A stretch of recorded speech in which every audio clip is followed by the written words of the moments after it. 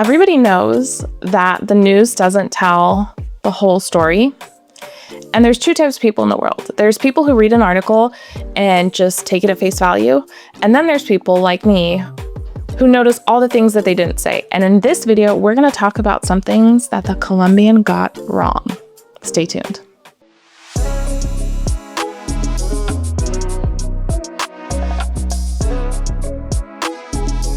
Welcome back to Living in the Pacific Northwest with Halberd. I'm Halberd, and in today's video, we are talking about a Columbian article. Californians flock to Clark County, the second most popular location in Washington for transplants. So this article came out in the Columbian in early August, and both Jared and I read it, and we're like, oh, this is kind of cool. Let's make a video about it. Obviously, about half of our clients are from California. I'm from California. It'd be a great video to talk about. And as we read the article, we were like, wait a second, this really isn't telling the whole story. For starters, they didn't interview any Californians. They only talked to 3 local real estate agents. And I think they're missing a big part of the picture. And so I wanted to talk about it. So we're going to kind of dissect the article and go through things. If you're new here, my husband and I relocated 7 years ago to Southwest Washington from Southern California. And that's where I grew up. Much of my family is still there. And it was important to me to create something that helped people who are in the same position we were 7-8 years ago. Because when we moved to Vancouver on like a wing and a prayer. We're like, hope it works out, hope we like it, because there's nothing online about Vancouver. And so we started to make videos about Southwest Washington, and then I got licensed in Oregon, and now we make videos about Portland as well, because we want to help people that are moving to the Portland Metro and Greater Vancouver region who need real honest advice and who want to work with a realtor when they're relocating that is going to be able to tell them, you're probably not going to like that place. Why don't you pick something over here that's going to give them the custom advice that they need. And because half of my clients are from California, we've helped dozens and dozens of families from California move. I thought this article would be particularly relevant to our audience. So if you're from California, drop in the comments. Let me know what part of California you're from and how long you've been there. And like this video, subscribe, make sure you're still subscribed, and share it with someone you know who might be leaving California. And on our team, we embrace the Californian.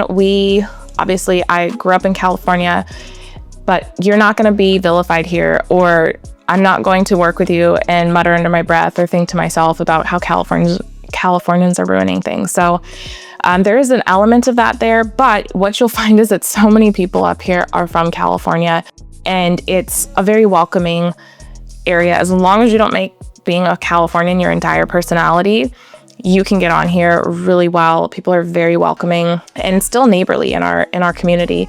So our team, very supportive of you, and I don't want you to feel guilty for wanting a better life for you and your family. The history of humans is that we have always migrated for better opportunities, and nothing about the 21st century is going to change that. So without further ado, I want to get in. Let's start dissecting this article. If you are moving to or within the Portland Metro and Vancouver, Washington region, and you are looking for help from a former Californian, please reach out. You can shoot me a text at 360-818-4438.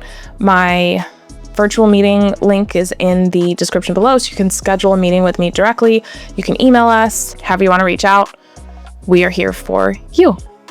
Okay, so as the article says, many bring impressive buying power that can make it hard for local residents to compete in the home buying market. In 2024, nearly 240,000 Californians left the state, and a decent chunk flocked to Clark County. A report from Storage Cafe, interesting source, shows that Clark County is the second most sought after Washington location for Californians after King County, mainly Seattle, because a lot of people are going to move there for jobs. It's the most known city in Washington. Still on the West Coast, not surprising. Once you are on the West Coast, it's really hard to leave. Like, a lot of people love the West Coast lifestyle, the vibe, the ease of transportation. It's been great to me. The weather, the water, it's awesome. Now, interestingly, in 2024, more than 4,100 California residents moved specifically to Clark County, with Vancouver receiving the majority of the new arrivals. I found a stat, and I don't know if I'll be able to find it again. I'll try, but when I was getting into real estate, this was probably like 2019-ish, I found this article that said about 5,000 just people were moving to the Vancouver, Clark County area.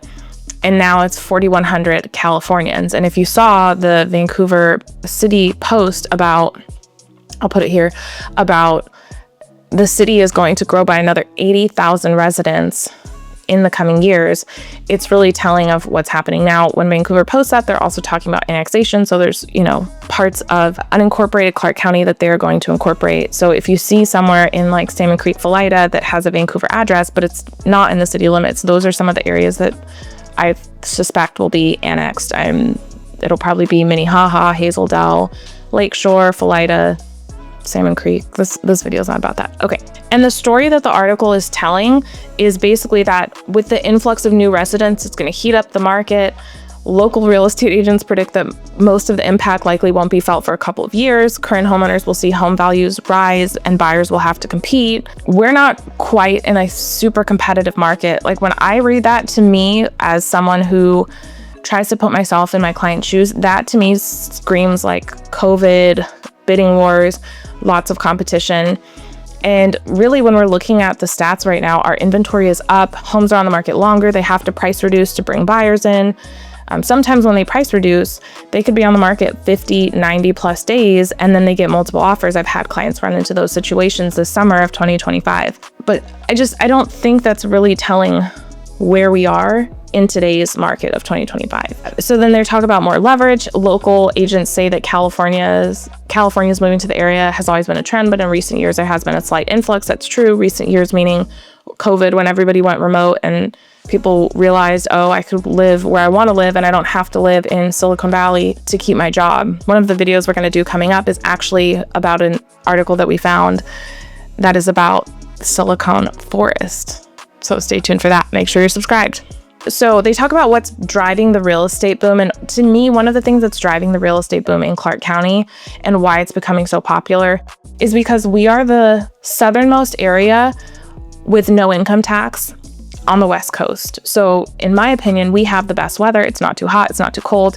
We actually just had dinner last night with some of our past clients who relocated from Vegas, but they both grew up in California. Their families are still there. They moved to Vegas, raised their daughters there, and then moved up here. Well, now their parents are thinking about leaving Central California and coming up here. And we've just become really good family friends. And they were talking about how even coming from Southern California and then living in Vegas for so long, they love the weather. They don't want to live anywhere else. And that was one thing the wife was super concerned about. So I think that we have the best weather in the most strategic place in Washington. In King County, you have high sales tax, high property costs. In Clark County, we have a more affordable housing market. It is heating up, but it is still one of the most affordable metros in areas along the West Coast. You've got no income tax in Washington, no sales tax in Oregon. You're in the whole county, you're within about 30 minutes of the airport. Even up in Ridgefield, we're 25 minutes to the airport. Battleground, same thing. Most of Washougal, same thing. Unless you're up like really remote corners of the county, it'll take longer to get to the airport. But those are things that people really care about when they're looking at their quality of life. I want to travel, I want to see my family, especially if I'm leaving California and my family's still there. I want to be able to go back and visit, and they don't want to take a 2-hour drive to get to an international airport. Now, the next point they talk about is really true. Not only are home prices less, California residents are migrating north to escape persistent wildfires that drove up home insurance costs. And we did this video years ago about how there is a big pattern of climate migration because people are fed up of the fear and the anxiety and the stress and the inconveniences from a health standpoint, from a risk to life and personal property that comes from wildfires. And wildfires don't affect us as much here. We went to, shout out to the Columbian. I do love the Columbian. I think they're amazing. I think this article it covered the surface, but it didn't go into some of the deeper issues. We attended an event that they did where they talked about the wildfires. You can watch that here. We kind of left it uncut because we just wanted the information to get out. We thought it was important for people to know. But I do hear people say, number one, like people in Redding, California, I'm afraid that when I go to sell my house, the new buyers won't be able to get insurance for it. And so that is causing a certain level of stress and a reason to move because they want to sell their house before all of the viable insurance options are gone. So lack of insurability is a big issue.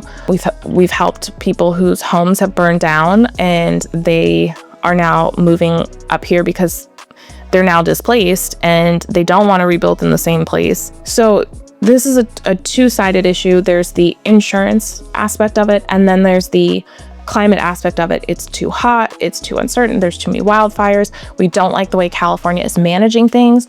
There's a lot of layers to why people are migrating because of climate. Now, this was the interesting part to me, and this is the part in the article when I went, wait a second, this isn't 100% accurate. So they quoted, they're coming in with a lot more buying power, adding that Californians can often offer cash or go over the asking price because of the equity they pulled from their California home. And we do have people like that are in the retirement stage of life who have paid off their homes or, have owned their homes for 30 plus years, and now they're ready to sell and they're going to downsize. And they realize that if they sell their California house today to downsize, especially in today's interest rate market, they're not really getting much more for their money. So in the past, retirees you could go to a starter home, you could go to kind of like a move up home, and then you could go into a third home, like a big family home or more land or something like that in the past. And then when you got to retirement age, you could sell that big home at the higher price and downsize back to like a starter home that, or starter home size, smaller footprint, easier to manage, less maintenance, or a condo, something like that. What they're finding now is that they could sell their California home, but to stay in the same area, they're not going to get much more for their money, and they're not going to save enough money to make it worth it. So there's tons of articles about how boomers are staying in their homes longer now, which is also constricting the real estate inventory, because boomers want to downsize, but when they look at the market, it just doesn't make sense to give up their space. And like my grandmother is in this position. I don't want to put her business out there, but she lives in a very large house on a lot of land. And when they start looking at downsizing, it just doesn't make sense to give up their low interest rate because they refinanced in the early COVID era, the space, the downsizing that they would have to do to save any amount of money it's not as feasible as it used to be. So there are people like that who have paid off or almost paid off houses, who've worked their entire life. They've worked hard. They maybe made some smart decisions. They've had some luck. And they're like, okay, we do want to downsize. The best option we have is to sell in California and move elsewhere. So there are those people. There are some people that are older millennials, Gen Xers, who were able to buy homes in California before the big housing run up during 2020 and were able to gain that equity. So we had clients like that who bought a house in Camas. They got mortgage on their house in Camas, sold their California house, and then paid off that mortgage from the proceeds. So yes, there are people like that. But those stories, I would say, are less frequent than the people who call me and say, my family has the worst home in our neighborhood because we've had this home in our family for 40 years. And, my parents are going to live there until they can't anymore. But we can't, as a millennial or Gen Xer, buy in the area we grew up in LA, in San Diego, in Santa Clara. We can't. So our only hope of home ownership is to go to a new market and find something else. So we've helped clients from people who want to start a family, and they're like, we don't want to raise our kid in a 1-bedroom apartment. That's all we can afford here. But if we move, it'll give us better opportunity. So there are tons of first-time home buyers that this article did not touch at all about first-time home buyers and how people are migrating, like I said in the beginning of the video, to access home ownership, to access a better life for their family, to be able to maybe save for retirement. If you're not from California and you haven't lived in that environment, you don't realize that the sunshine tax is real. People in California, I would say the majority of people in California, are just making ends meet, even if they have a high income, because you have the property taxes, Melrose. We don't have Melrose here, by the way. The cost of insurance, the cost of registering your car, we talked about. It's like astronomical. Healthcare, traveling, your mortgage or rent. California is squeezing you every which way. And unlike up here where, Jarrett and I, when we first moved up here the first summer, we were shocked. We went to an event and we're like, wait, there's free parking? And the event's free? and we can bring in outside food and drinks. Like, we showed up with nothing because we were in a California mindset where like outside food and drinks aren't allowed because you have to buy more and, you know, they have to make a profit. So you can't bring in outside things. And we show up and these people, you guys, whole spreads, like whole picnic spreads. Jared's over there laughing, like cheese and wine and olives and like just these like really cute like charcuterie spreads, basically, before charcuterie was a popular thing. And I was like, why didn't I think of this? But it was because I was still in that California mindset where we were going to have, yeah, the event was free, but when we showed up, we fully expected to pay for parking and we fully expected to have to buy any food or drink that we wanted on site at that cost. But no, people like hit up Zupan's or New Seasons and they got full spreads. And so that was like one of those like peeling back the layers of California mindset for me. And now that's why I say I don't think I could go back, because I've adjusted to what life can be like outside of California, and my quality of life is so much better here than it was in California. So I say all that to say, this article is not touching on the first-time homebuyer. The first-time homebuyer out of California who doesn't have savings, it like isn't coming in with this big cash that people think, because they're so strapped and stretched that they haven't been able to save. So even though they have a high income, all of that money went to just living expenses, to rent and groceries and transportation costs. It didn't allow them to get ahead even though they had a high income. Having a high income in California is like a prerequisite to survive. And so there's even my clients who have, high incomes, high incomes, have had to move out of Los Angeles, rent here for a year just in order to save a down payment, because there was no way that they could save up their down payment they needed to buy up here unless they left California. So not everyone's coming in with money. First-time home buyers whose parents are gifting them a minimum down payment. We're talking, 3% is the minimum down payment just so they can get into a house here. And they have good jobs. They have, steady incomes.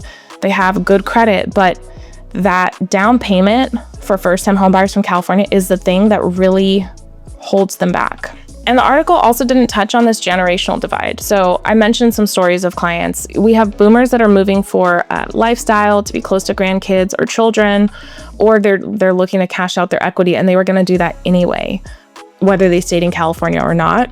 Then you have the millennials and the Gen Zers who are moving for affordability, career mobility. Maybe they've secured remote work and they want to live somewhere where their dollar is going to go further, where they can actually save for retirement, so they don't end up like their parents in California who have to work a lot longer than they wanted because the lifestyle is so expensive. So both of these segments are shaping our local real estate market.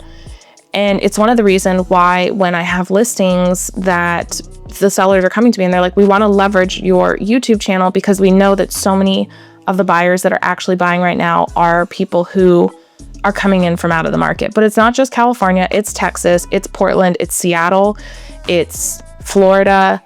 I've had more people this summer call me from the Midwest. That's not a market, that's a big feeder market into here, but tons of people from the Midwest have called me randomly this summer. So it's not just that, but people are moving around a lot more across country than they are city to city move. And a lot of that is if you already own a home in the city you're living in, it often doesn't make sense to give up a low interest rate when the majority of people have an interest rate under 4% that have a mortgage right now. And another, I think it's about a third of homes are free and clear. It doesn't make sense to jump into this high interest rate market for so many people. So they're keeping their homes longer.